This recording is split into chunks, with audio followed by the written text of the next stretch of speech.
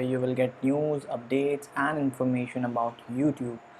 आज के इस वीडियो में हम लोग बात करने वाले हैं कि क्यों गूगल जो है या फिर बहुत सारे लोग बोल रहे हैं कि ब्लॉगिंग डेड हो गया है या फिर ब्लॉगिंग में कोई स्कोप नहीं है। तो मैं आपको एक चीज़ क्लियर करने वाला हूँ आज की। बहुत ज़्यादा इंटरेस्टिंग वीडियो है और बहुत कुछ आपको जानने को मिलेगा। और इसके एंड में आपको एक चीज़ बताऊँगा जो आपके लिए ही फ़ायदेमंद होगी, तो ये वीडियो को लास्ट तक देखिएगा।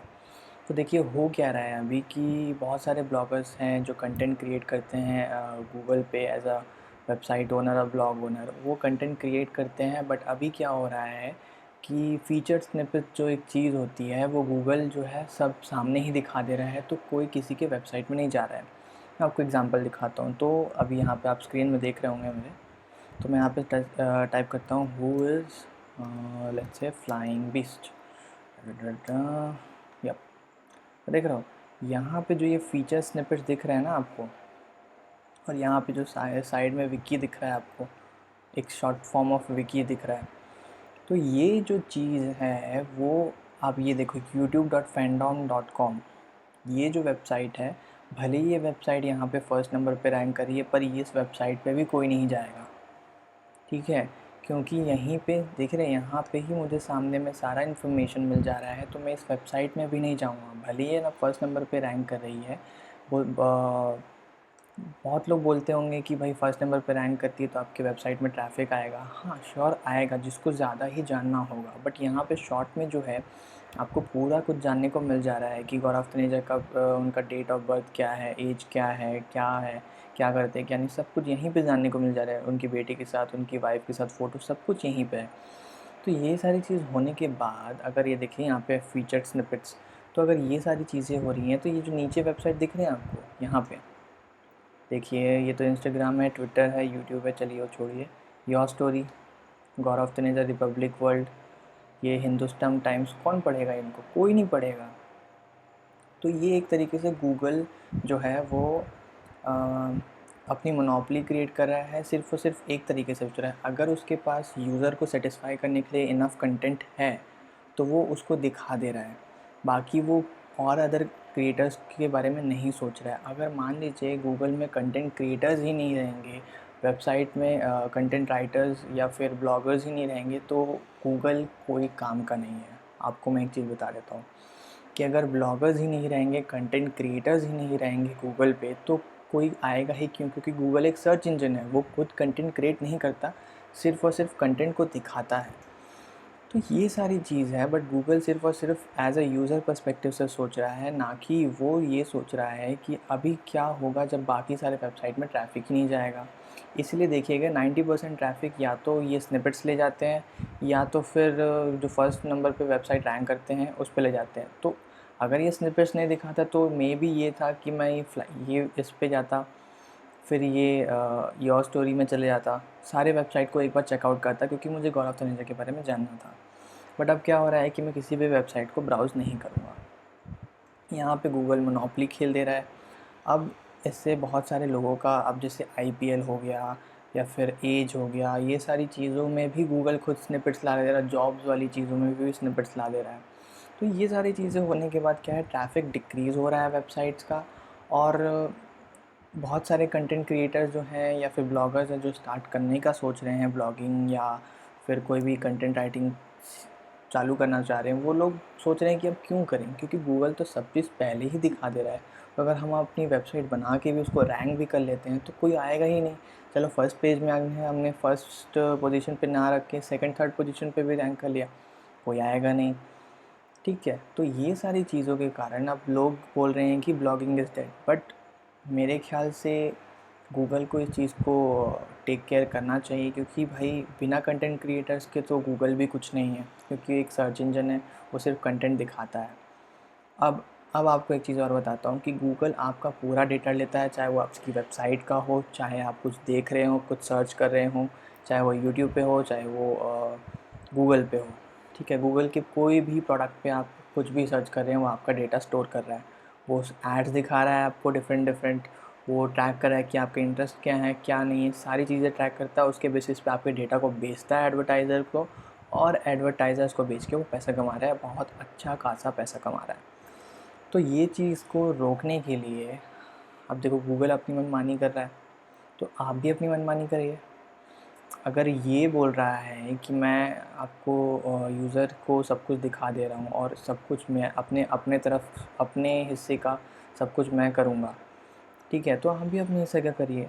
देखिए आपको क्या करना है, मैं आपको एक चीज़ बता रहा हूँ जो कि है ब्रेव।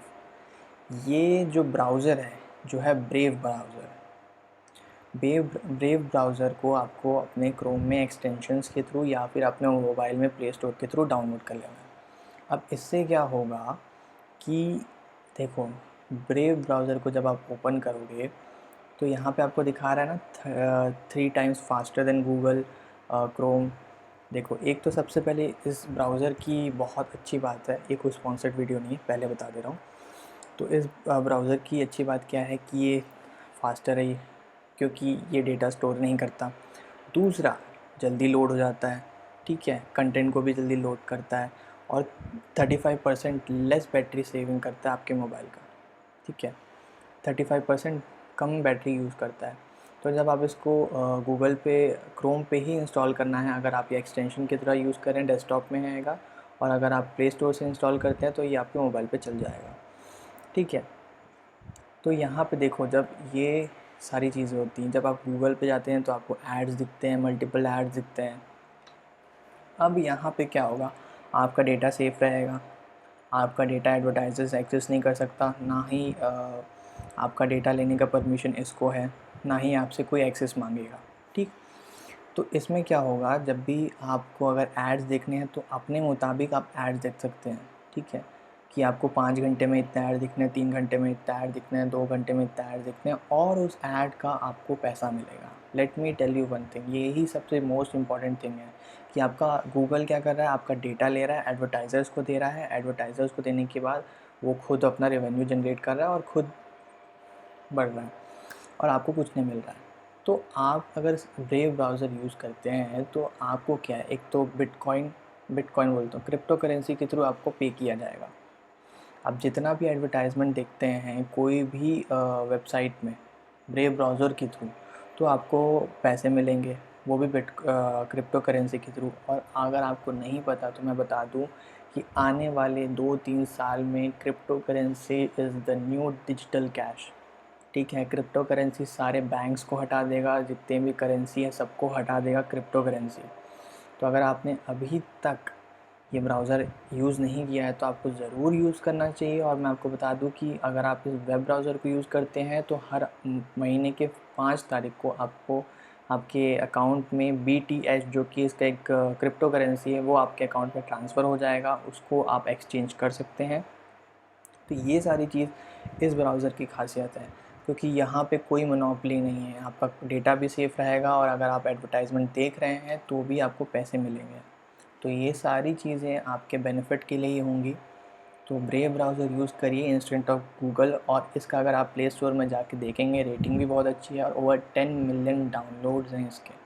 तो ऑलरेडी 10 मिलियन लोग इसको यूज़ कर रहे हैं, क्योंकि उनको भी पता है कि गूगल क्या कर रहा है। और ये भी बता देता हूँ, चलो आपको अगर अभी भी शक हो रहा होगा कि कौन बनाया है भाई, क्या है क्या नहीं है, ठीक है। तो देखिए, इनके जो डेवलपर हैं वो है ब्रैंडन इच, जो कि American technologist and creator of JavaScript programming language हैं। और इन्होंने को फाउंडेड की थी मोज़िला प्रोजेक्ट, मोज़िला फाउंडेशन के को फाउंडर हैं ये।